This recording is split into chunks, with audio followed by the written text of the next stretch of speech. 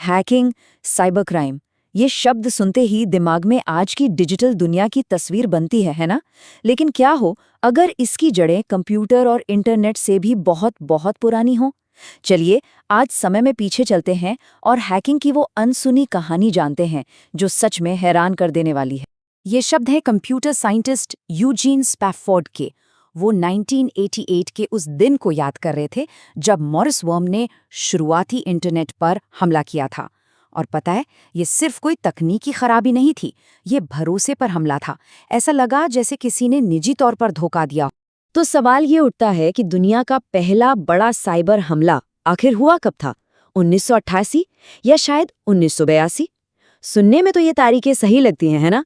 पर क्या हो अगर असली जवाब इससे भी 150 साल पुराना निकले? तो चलिए कहानी की शुरुआत करते हैं 1988 की उस घटना से जिसने डिजिटल दुनिया की सोच को हमेशा के लिए बदल कर रख दिया। हम बात कर रहे हैं मॉरिस वर्म की। ये वो घटना थी जिसने इंटरनेट को पहली बार नींद से जगाया। और सब कुछ बहुत तेजी से हुआ। 2 नवंबर को ये वर्म छोड़ा गया और बस कुछ ही घंटों में ये जंगल की आग की तरह फैल गया। अगले दिन तक तो समझिए पूरा का पूरा इंटरनेट ही ठप पड़ गया था। सोच कर देखिए, उस जमाने का पूरा इंटरनेट सिर्फ कुछ घंटों में घुटनों पर आ गया। तो आखिर इस सब के पीछे था कौन? कोई शातिर हैकर? नहीं, ये थे रॉबर्ट मॉरिस, कॉर्नेल यूनिवर्सिटी के एक 24 साल के स्टूडेंट। और मजे की बात यह है कि उनका इरादा कोई बुरा नहीं था। वो तो बस अपनी जिज्ञासा के चलते ये जानना चाहते थे कि भाई ये इंटरनेट आखिर कितना बड़ा है। लेकिन उनकी ये जिज्ञासा बहुत भारी पड़ी। इसका नतीजा विनाशकारी था।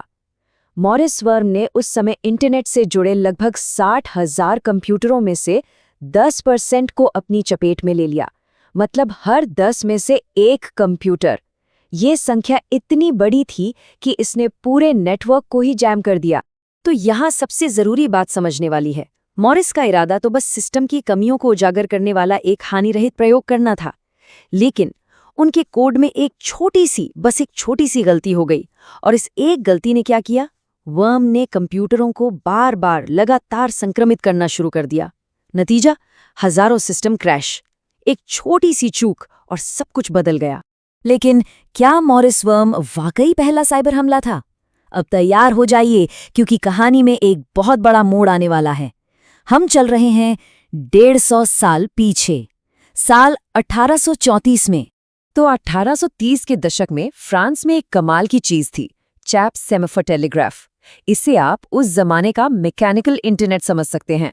ये ऊंचे ऊंचे टावरों का एक नेटवर्क था, जिनके ऊपर लकड़ी के बड़े बड़े हाथ लगे होते थे। ऑपरेटर दूरबीन से एक टावर के हाथों की पोजीशन देखते और फिर अपने टावर पर उसे कॉपी कर देते, और बस ऐसे ही सांकेतिक संदेश मीलों दूर तक पहुंच जाते थे। और यहीं पर एंट्री होती है 2 भाइयों की, फ्रांसवा और जोसेफ ब्लैंक। इन्होंने जो किया उसे इतिहास का पहला साइबर क्राइम कहा जा सकता है। और उनका प्लान एकदम शानदार। देखिए उन्होंने क्या किया। पहला कदम, उन्होंने टूर्स शहर में एक टेलीग्राफ ऑपरेटर को रिश्वत दी। दूसरा कदम, पेरिस में बैठा उनका एक साथी स्टॉक मार्केट की ताज़ा खबर उस ऑपरेटर तक पहुंचाता। अब आता है सबसे दिलचस्प हिस्सा, तीसरा कदम।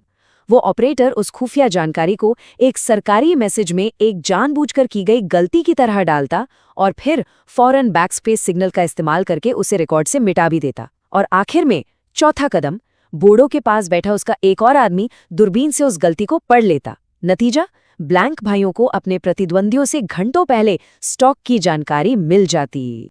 और इस तरीके से ब्लैंक भाइयों ने 2 साल तक जमकर पैसा कमाया। जब वो पकड़े गए तो क्या हुआ? उन पर सिर्फ रिश्वतखोरी का छोटा मोटा जुर्माना लगा और वो साफ बच निकले। सवाल उठता है, ऐसा क्यों? क्योंकि उस समय टेलीग्राफ नेटवर्क का गलत इस्तेमाल करने के खिलाफ कोई कानून ही नहीं था। एक बार फिर टेक्नोलॉजी कानून से कहीं आगे निकल चुकी थी। तो हमारे पास 2 कहानियां हैं, एक 1834 की और एक 1988 की। चलिए अब इन दोनों को आमने सामने रखते हैं और देखते हैं कि इनमें कितनी समानताएं हैं। जरा देखिए, 154 साल का फासला है, लेकिन कितनी चीजें एक जैसी हैं। नेटवर्क बदला, चैप टेलीग्राफ से आरपानेट हो गया। मकसद बदला, लालच की जगह जिज्ञासा ने ले ली। तरीका भी बदला, किसी अपने की मिली भगत की जगह सॉफ्टवेयर की कमियों ने ले ली। पर एक चीज नहीं बदली, दोनों ही मामलों में किसी ने सिस्टम की एक कमजोरी का फायदा उठाया था। चलिए, अब वापस 1988 में चलते हैं और मॉरिस वर्म के उस असर को समझते हैं जो आज तक हमारे साथ है। देखिए, मॉरिस वर्म सिर्फ एक हमला नहीं था। ये वो पल था जब दुनिया को डिजिटल सिक्योरिटी को गंभीरता से लेने पर मजबूर होना पड़ा। वो दौर खत्म हो गया जब शुरुआती इंटरनेट पर लोग एक दूसरे पर आंख बंद करके भरोसा करते थे। ये एक तरह से मासूमियत के अंत जैसा था। और इसका असर फौरन और बहुत गहरा हुआ। सबसे पहले इसके बनाने वाले रॉबर्ट मॉरिस नए computer fraud and abuse act के तहत दोषी ठहराए जाने वाले पहले इंसान बने। इस घटना ने सरकार को भी नींद से जगाया। सिर्फ 1 महीने के अंदर साइबर हमलों से निपटने के लिए सर्ट यानी कंप्यूटर इमरजेंसी रिस्पांस टीम बनाई गई। और शायद सबसे बड़ी बात, पहली बार आम लोगों में साइबर सुरक्षा के खतरों को लेकर एक जागरूकता पैदा हुई। तो इन दो कहानियों को, जो 1.5 सदी के फासले पर हैं, साथ रखकर हम क्या समझते हैं?